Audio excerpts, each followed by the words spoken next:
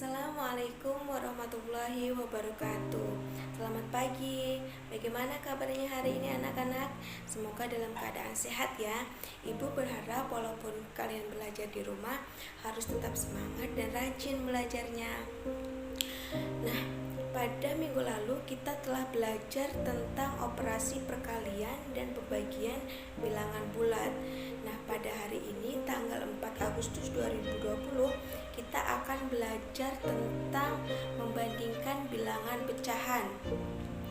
Nah, tujuan dari pembelajaran kita hari ini yaitu peserta didik dapat memahami pengertian dari bilangan pecahan. Peserta didik dapat membandingkan dan mengurutkan bilangan pecahan. Nah, sebelum kita belajar lebih baiknya anak-anak ada yang tahu apa itu bilangan pecahan? Nah, bilangan pecahan yaitu untuk menyatakan bilangan dari keseluruhan. Jika A dan B adalah bilangan bulat dengan B tidak sama dengan 0, maka bilangan pecahan A per B mempresentasikan A bagian dari B bagian ekuivalen. Apa sih bagian ekuivalen itu?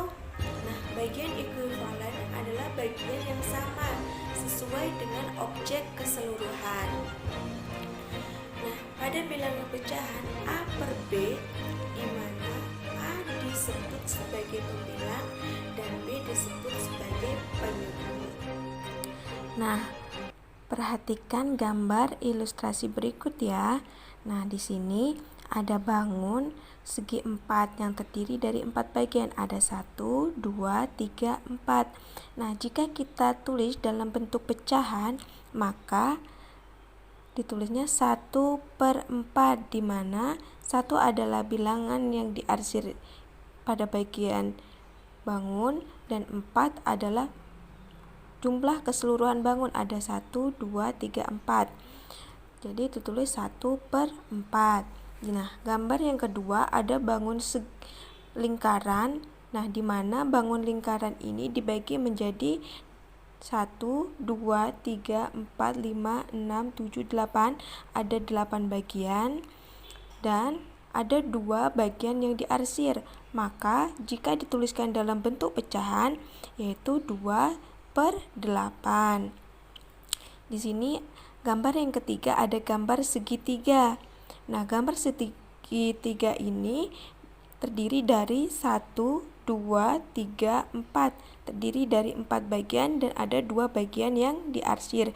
Jika kita tulis dalam bentuk pecahan yaitu berapa anak-anak? 2/4. Ya, betul. Di mana 2 ini sebagai pembilang dan 4 sebagai penyebut. Nah, secara umum jika A, B, C adalah bilangan, jika bilangan bulat, jika A kali B sama dengan C, maka A sama dengan C per B dengan B tidak sama dengan 0. Atau jika A dikali B sama dengan C, maka B sama dengan C per A dengan A tidak sama dengan 0. Contohnya begini. 2 dikali dengan 3 ini sama dengan 6. Maka akan sama dengan 3 sama dengan 6/2. Atau juga dapat dituliskan dengan 2 sama dengan 6/3. Ini merupakan konsep dari pecahan.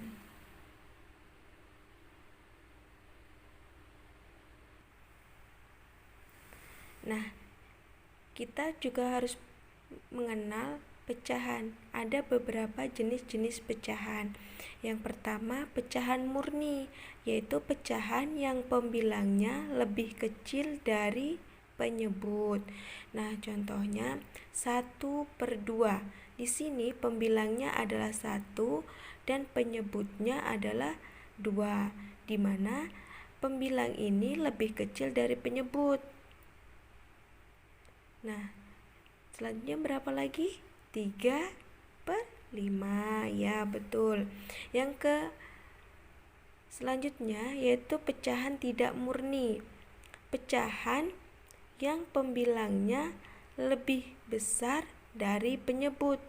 Contohnya 4/3. Nah, pembilangnya di sini berapa? 4, penyebutnya 3. Nah, pembilangnya lebih besar daripada penyebut, maka ini dikatakan pecahan tidak murni.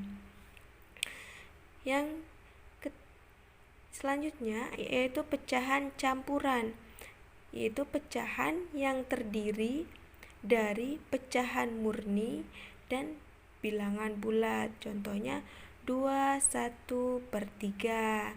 Ayo, ada apa lagi? Contohnya 1/2 ya. Nah, di sini kita akan membandingkan pecahan. Nah, ada beberapa tanda yang kita gunakan, yaitu sama dengan, lebih dari, atau kurang dari. Nah, contohnya,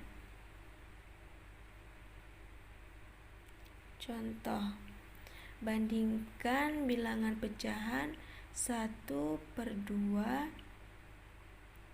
1/2. Nah, karena kedua bilangan pecahan ini sama nilainya, 1/2 ini 1/2, maka tandanya sama dengan. Betul. Nah, yang kedua, 2/4 dengan 5/4. Nah, ini tandanya sama dengan, lebih dari, atau kurang dari.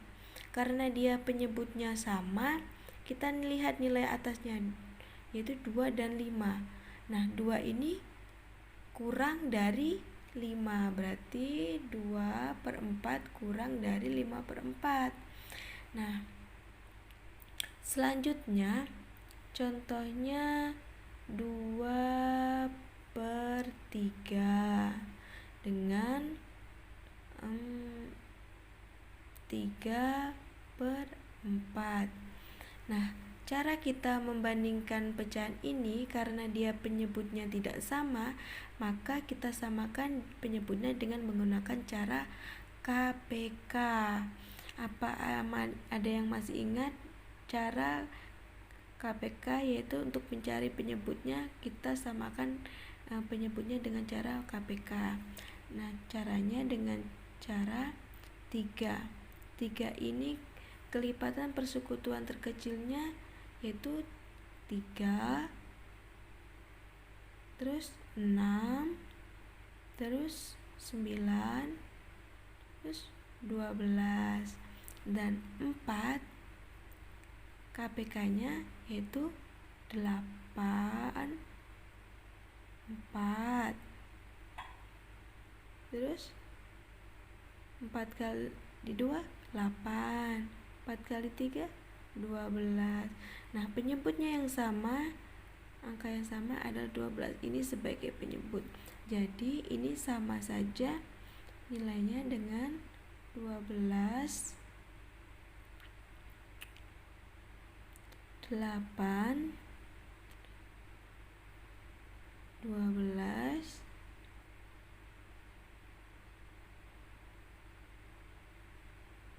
9. Maka 8/12 kurang dari 9/12. Bagaimana anak-anak? Apakah sudah paham? Nah, Ibu akhiri pembelajaran kita pada hari ini. Wassalamualaikum warahmatullahi wabarakatuh.